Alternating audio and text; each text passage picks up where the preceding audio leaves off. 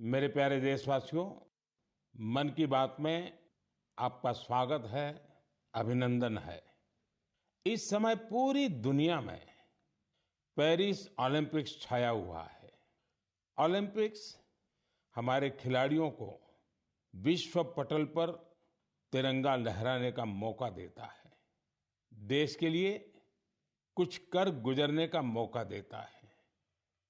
आप भी अपने खिलाड़ियों का उत्साह बढ़ाइए। Cheer for Bharat. साथियों, स्पोर्ट्स की दुनिया के इस ओलंपिक्स से अलग कुछ दिन पहले मैथ्स की दुनिया में भी एक ओलंपिक हुआ है, इंटरनेशनल मैथमेटिक्स ओलंपियाड। इस ओलंपियाड में भारत के स्टूडेंट्स ने बहुत शानदार प्रदर्शन किया है। इसमें हमारी टीम ने सर्वश्रेष्ठ प्रदर्शन करते हुए 4 गोल्ड मेडल्स और 1 सिल्वर मेडल जीता है। इंटरनेशनल मैथमेटिक्स ओलंपियाड, इसमें 100 से ज्यादा देशों के युवा हिस्सा लेते हैं और ओवरऑल टैली में हमारी टीम टॉप 5 में आने में सफल रही है। देश का नाम रोशन करने वाले इन स्टूडेंट्स के नाम है पुणे के रहने वाले आदित्य वेंकट गणेश, पुणे के ही सिद्धार्थ चोपड़ा, दिल्ली के अर्जुन गुप्ता, ग्रेटर नोएडा के कनव तलवार, मुंबई के रुशिल माथुर और गुवाहाटी के आनंदो भादुरी। साथियों, आज मन की बात में मैंने इन युवा विजेताओं को विशेष तौर पर आमंत्रित किया है। ये सभी इस समय फोन पर हमारे साथ जुड़े हुए हैं। नमस्ते साथियों, मन की बात में आप सभी साथियों का बहुत बहुत स्वागत है। आप सभी कैसे हैं? हम ठीक है सर। अच्छा साथियों, मन की बात के जरिए देशवासी आप सभी के एक्सपीरियंसेस जानने को बहुत उत्सुक है। मैं शुरुआत करता हूं आदित्य और सिद्धार्थ से। आप लोग पुणे में हैं। सबसे पहले मैं आपसे ही शुरू करता हूं। ओलंपियाड के दौरान आपने जो अनुभव किया उसे हम सभी के साथ शेयर कीजिए। मुझे मैथ्स में छोटे से इंटरेस्ट था। मुझे 5th स्टैंडर्ड में ओम प्रकाश सर एक टीचर ने सिखाया था और उन्होंने मेरे मैथ्स में इंटरेस्ट बनाया था। मुझे कुछ सीखना मिला और मुझे करने का अपॉर्चुनिटी मिला था।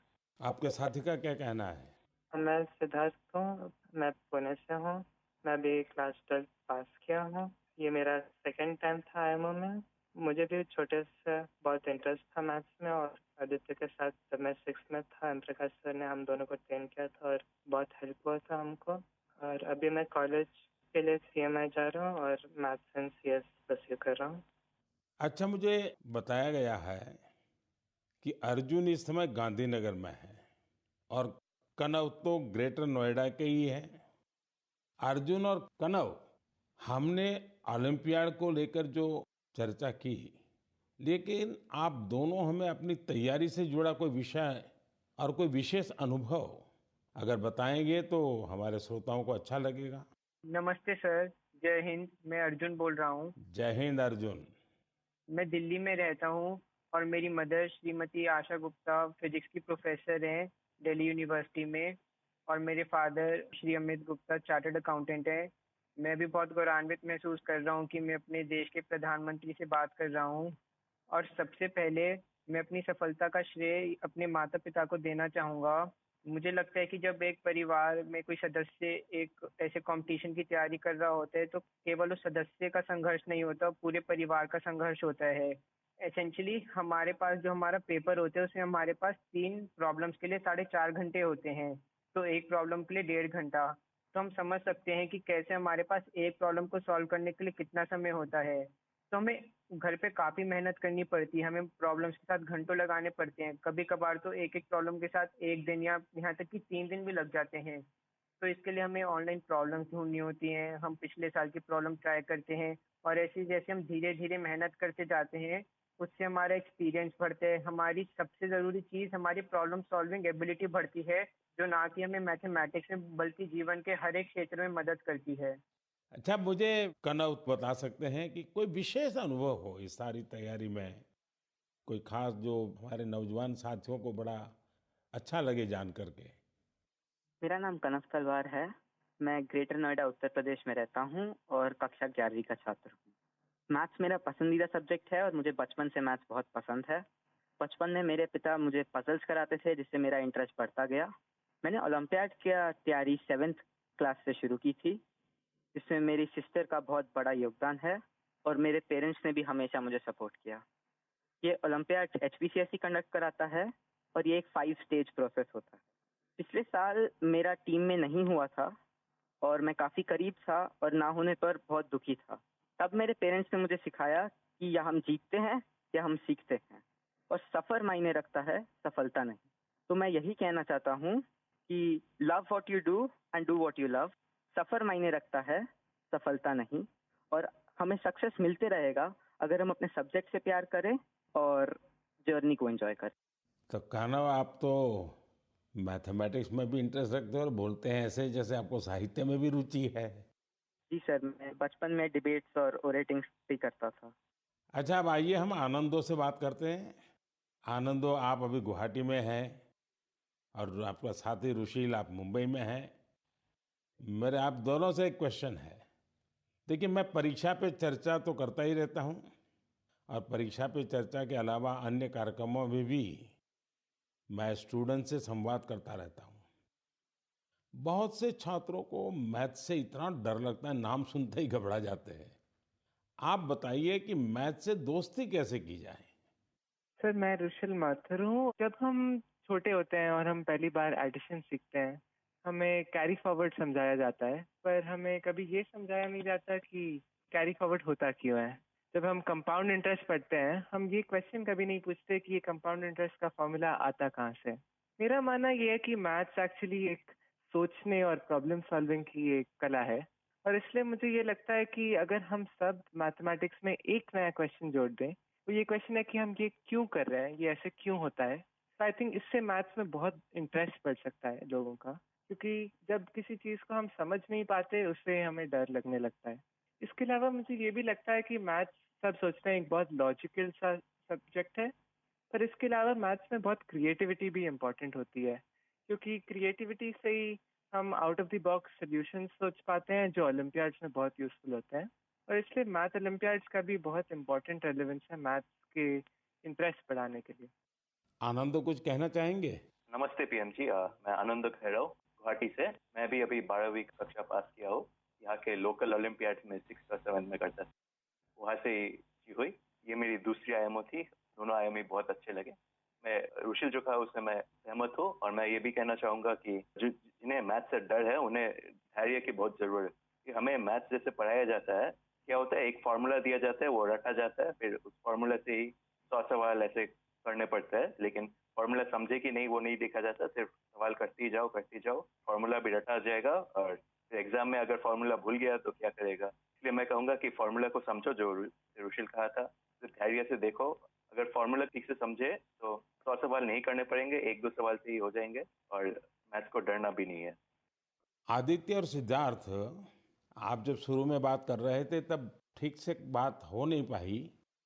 अब इन सारे साथियों को सुनने के बाद आपको भी जरूर लगता है कि आप भी कुछ कहना चाहते होंगे। क्या आप अपने अनुभव अच्छे ढंग से शेयर कर सकते हैं? बहुत सारे दूसरे देशों से इंटरैक्ट किया था, बहुत सारे कल्चर्स थे, और बहुत अच्छा था दूसरे स्टूडेंट्स से इंटरैक्ट करने के, और बहुत सारे फेमस मैथमेटिशियंस थे। हाँ आदित्य। बहुत अच्छा एक्सपीरियंस था मैम।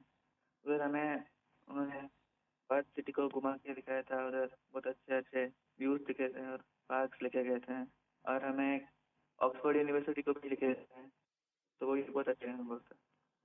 चलिए साथियों, मुझे बहुत अच्छा लगा आप लोगों से बात करके, और मैं आपको बहुत बहुत शुभकामनाएं देता हूं, क्योंकि मैं जानता हूं इस प्रकार के खेल के लिए काफ़ी फोकस एक्टिविटी करनी पड़ती है, दिमाग खपा देना पड़ता है, और परिवार के लोग भी कभी कभी तंग आते हैं कि ये क्या गुणा भाग करता रहता है।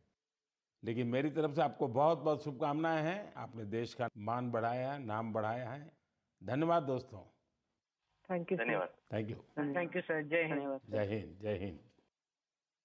आप सभी स्टूडेंट से बात करके आनंद आ गया। मन की बात से जुड़ने के लिए आप सभी का बहुत बहुत धन्यवाद। मुझे विश्वास है कि मैथ्स के इन युवा महारथियों को सुनने के बाद दूसरे युवाओं को मैथ्स को एंजॉय करने की प्रेरणा मिलेगी। मेरे प्यारे देशवासियों, मन की बात में अब मैं उस विषय को साझा करना चाहता हूं जिसे सुनकर हर भारतवासी का सिर गर्व से ऊंचा हो जाएगा। लेकिन इसके बारे में बताने से पहले मैं आपसे एक सवाल करना चाहूंगा। क्या आपने चराई देऊ मैदान का नाम सुना है? अगर नहीं सुना तो अब आप ये नाम बार बार सुनेंगे और बड़े उत्साह से दूसरों को बताएंगे। असम के चराई देऊ मैदान को यूनेस्को वर्ल्ड हेरिटेज साइट में शामिल किया जा रहा है। इस लिस्ट में यह भारत की 43वीं लेकिन नॉर्थ ईस्ट की पहली साइट होगी। साथियों, आपके मन में ये सवाल जरूर आ रहा होगा कि चराई देऊ मैदान आखिर है क्या और ये इतना खास क्यों है? चराई देऊ का मतलब है shining city on the hills, यानी पहाड़ी पर एक चमकता शहर। ये अहोम राजवंश की पहली राजधानी थी। अहोम राजवंश के लोग अपने पूर्वजों के शव और इनकी कीमती चीजों को पारंपरिक रूप से मैदान में रखते थे। मैदान टीले नुमा एक ढांचा होता है जो ऊपर मिट्टी से ढका होता है और नीचे एक या उससे ज्यादा कमरे होते हैं। ये मैदान अहोम साम्राज्य के दिवंगत राजाओं और गणमान्य लोगों के प्रति श्रद्धा का प्रतीक है। अपने पूर्वजों के प्रति सम्मान प्रकट करने का ये तरीका बहुत यूनिक है। इस जगह पर सामुदायिक पूजा भी होती थी। साथियों, अहोम साम्राज्य के बारे में दूसरी जानकारियां आपको और हैरान करेगी। 13वीं शताब्दी के शुरू होकर यह साम्राज्य 19वीं शताब्दी की शुरुआत तक चला। इतने लंबे कालखंड तक एक साम्राज्य का बने रहना बहुत बड़ी बात है। शायद अहोम साम्राज्य के सिद्धांत और विश्वास इतने मजबूत थे कि उसने इस राजवंश को इतने समय तक कायम रखा। मुझे याद है कि इसी वर्ष 9 मार्च को मुझे अदम्य साहस और शौर्य के प्रतीक महान अहोम योद्धा लसित बोरफुकन की सबसे ऊंची प्रतिमा के अनावरण का सौभाग्य मिला था। इस कार्यक्रम के दौरान अहोम समुदाय आध्यात्मिक परंपरा का पालन करते हुए मुझे अलग ही अनुभव हुआ था। लसित मैदान में अहोम समुदाय के पूर्वजों को सम्मान देने का सौभाग्य मिलना मेरे लिए बहुत बड़ी बात है। अब चराई देऊ मैदान के वर्ल्ड हेरिटेज साइट बनने का मतलब होगा कि यहाँ पर और अधिक पर्यटक आएंगे। आप भी भविष्य के अपने ट्रैवल प्लान्स में इस साइट को जरूर शामिल करिएगा। साथियों, अपनी संस्कृति पर गौरव करते हुए ही कोई देश आगे बढ़ सकता है। भारत में भी इस तरह के बहुत सारे प्रयास हो रहे हैं। ऐसा ही एक प्रयास है प्रोजेक्ट परी। अब आप परी सुनकर कंफ्यूज मत होइएगा। ये परी स्वर्गीय कल्पना से नहीं जुड़ी, बल्कि धरती को स्वर्ग बना रही है। परी यानी public art of India. Project परी पब्लिक आर्ट को लोकप्रिय बनाने के लिए उभरते कलाकारों को एक मंच पर लाने का बड़ा माध्यम बन रहा है। आप देखते होंगे सड़कों के किनारे, दीवारों पर, अंडरपास में बहुत ही सुंदर पेंटिंग्स बनी हुई दिखती हैं। ये पेंटिंग्स और ये कलाकृतियां यही कलाकार बनाते हैं जो परी से जुड़े हैं। इससे जहां हमारे सार्वजनिक स्थानों की सुंदरता बढ़ती है, वहीं हमारे कल्चर को और ज्यादा पॉपुलर बनाने में भी मदद मिलती है। उदाहरण के लिए दिल्ली के भारत मंडपम को ही लीजिए। यहाँ देश भर के अद्भुत आर्टवर्क्स आपको देखने को मिल जाएंगे। दिल्ली में कुछ अंडरपास और फ्लाईओवर पर भी आप ऐसे खूबसूरत पब्लिक आर्ट देख सकते हैं। मैं कला और संस्कृति प्रेमियों से आग्रह करूंगा कि वे भी पब्लिक आर्ट पर और काम करें। ये हमें अपनी जड़ों पर गर्व करने की सुखद अनुभूति देगा। मेरे प्यारे देशवासियों, मन की बात में अब बात रंगों की, ऐसे रंगों की जिन्होंने हरियाणा के रोहतक जिले की 250 से ज्यादा महिलाओं के जीवन में समृद्धि के रंग भर दिए हैं। हथकरघा उद्योग से जुड़ी ये महिलाएं पहले छोटी छोटी दुकानें और छोटे मोटे काम कर गुजारा करती थी, लेकिन हर किसी में आगे बढ़ने की इच्छा तो होती ही होती है।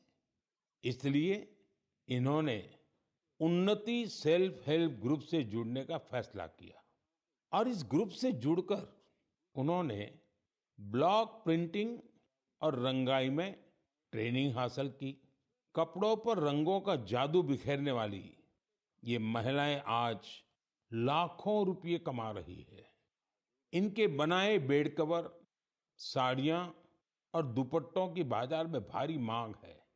साथियों, रोहतक की इन महिलाओं की तरह देश के अलग अलग हिस्सों में कारीगर हैंडलूम को लोकप्रिय बनाने में जुटी हैं।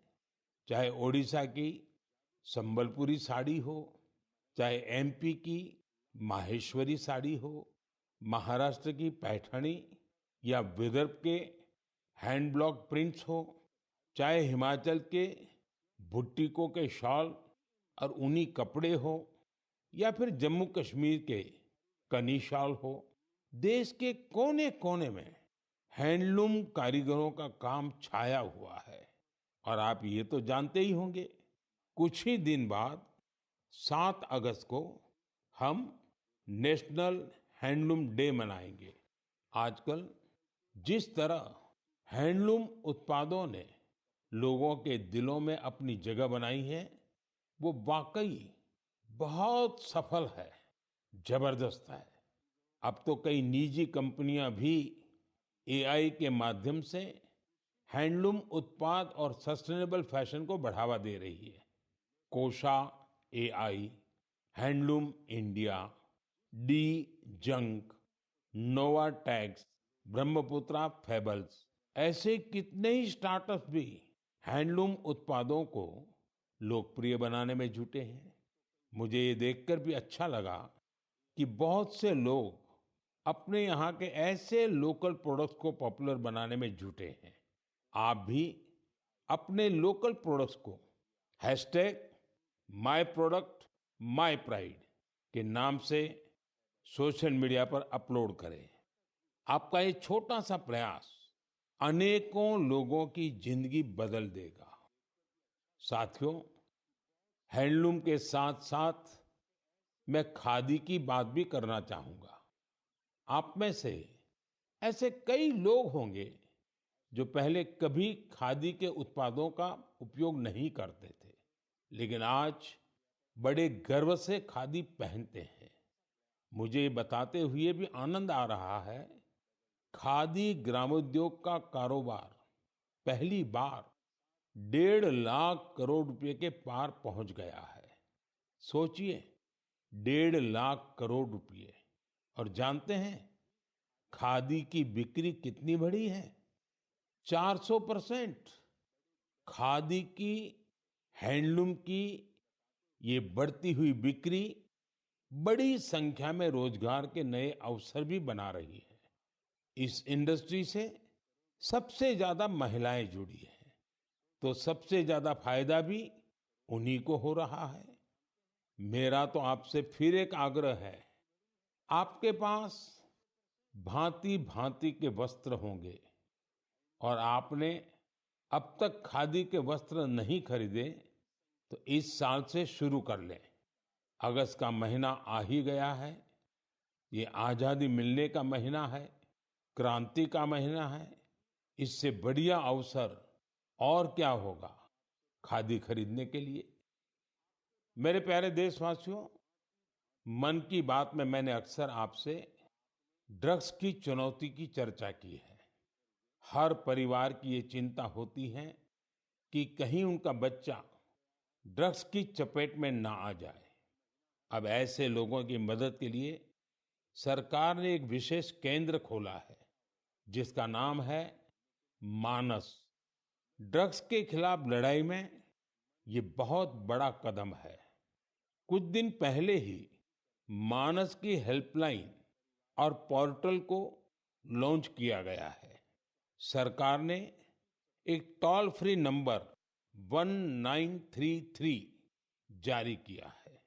इस पर कॉल करके कोई भी जरूरी सलाह ले सकता है या फिर रिहैबिलिटेशन से जुड़ी जानकारी ले सकता है। अगर किसी के पास ड्रग्स से जुड़ी कोई दूसरी जानकारी भी है, तो वो इसी नंबर पर कॉल करके नारकोटिक्स कंट्रोल ब्यूरो के साथ साझा भी कर सकते हैं। मानस के साथ साझा की गई हर जानकारी गोपनीय रखी जाती है। भारत को ड्रग्स फ्री बनाने में जुटे सभी लोगों से, सभी परिवारों से, सभी संस्थाओं से मेरा आग्रह है कि मानस हेल्पलाइन का भरपूर उपयोग करें। मेरे प्यारे देशवासियों, कल दुनिया भर में टाइगर डे मनाया जाएगा। भारत में तो टाइगर्स, बाघ हमारी संस्कृति का अभिन्न हिस्सा रहा है।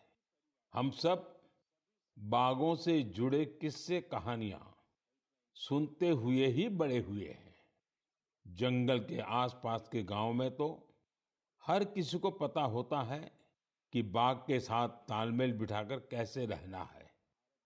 हमारे देश में ऐसे कई गांव हैं जहां इंसान और बाघ के बीच कभी टकराव की स्थिति नहीं आती।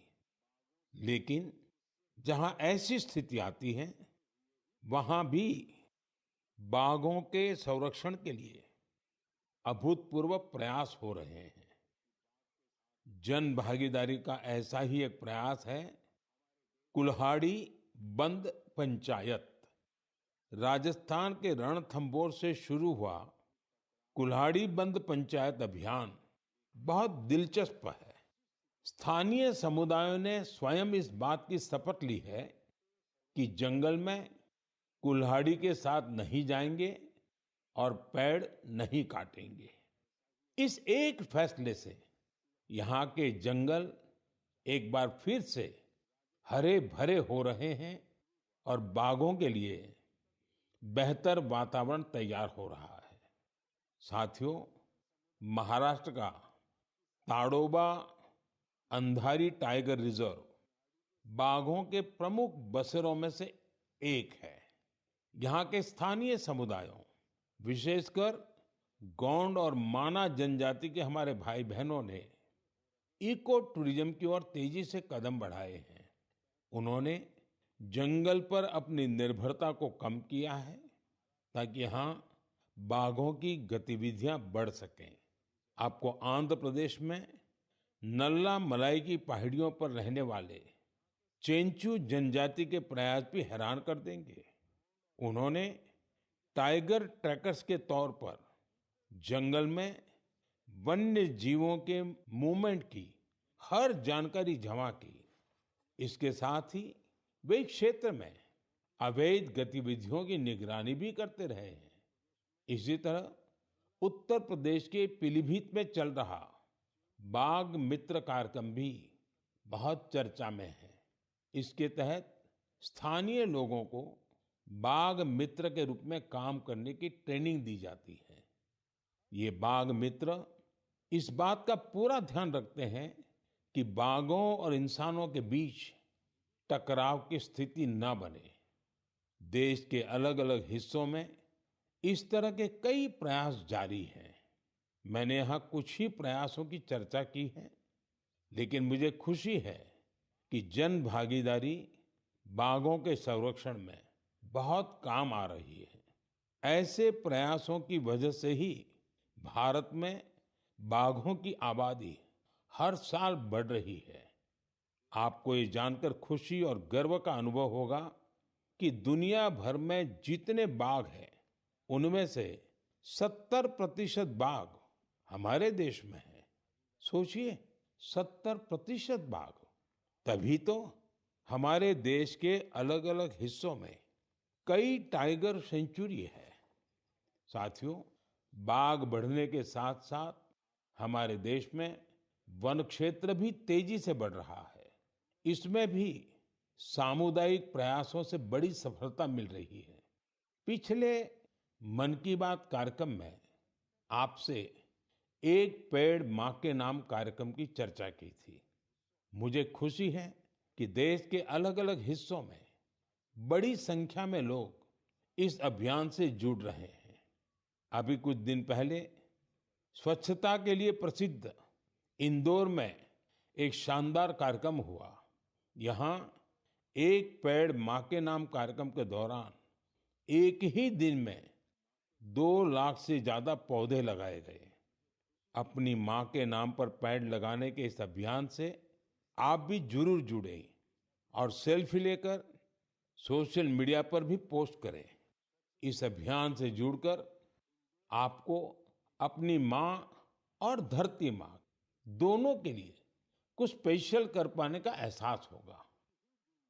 मेरे प्यारे देशवासियों, 15 अगस्त का दिन अब दूर नहीं है और अब तो 15 अगस्त के साथ एक और अभियान जुड़ गया है, हर घर तिरंगा अभियान। पिछले कुछ वर्षों से तो पूरे देश में हर घर तिरंगा अभियान के लिए सबका जोश हाई रहता है।